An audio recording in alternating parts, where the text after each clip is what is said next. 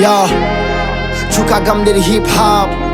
Jibinate moni rabe ne mbada rap. Nad yalta galle uddota ko jamma danta ko ɓeydat fon instrumental briwiji tam e stand up hakkunde legal joɗo standard gila min pamdi nder hood min gurat ko lifestyle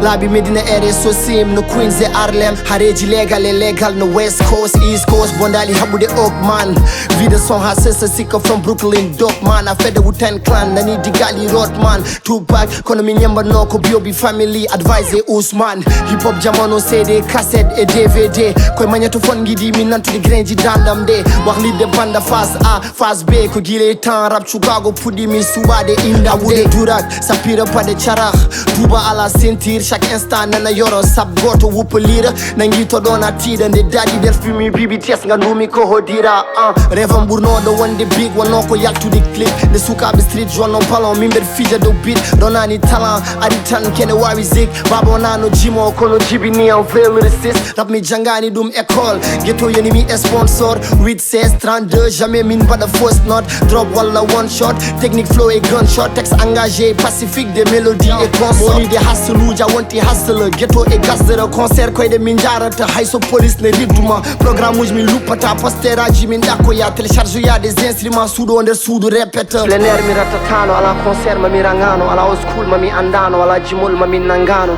min guranno ko sans haine sukaɓe ghetto so jaltuɗo foof min defta hen sey kin graji secte wen onti Beatz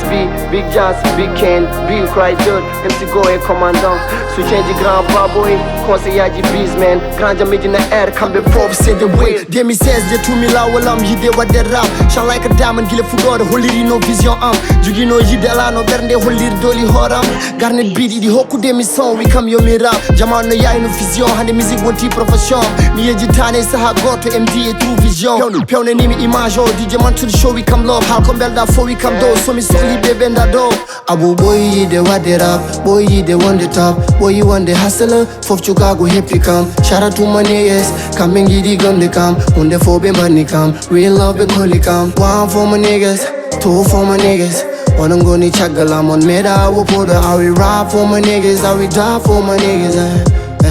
on ceerani wolfude kam ɗo weɓano dadde hoore ɓoyino tidde mi anduno mi meeɗaɗe yimde ɓoy jogade nde ɗon fimde abou wonti absent hande caggal licence woppi jangde sacrifice fuɗɗima jarde hewɓe puɗɗima jabde mi fam pour keɓa succès faut ko gummoɗa e jonde hoɗe jobde e ƴoyre peeje hoɗe inobde non jarani heñade ma heɓto poɗɗa heɓde ma ñalawma meeɗoy arde gona star mo jinda wonde Cukaagu nder hip hop ko ni fuɗiri ko dream ko love the street hip hop Cukaagu nder hip hop ko long story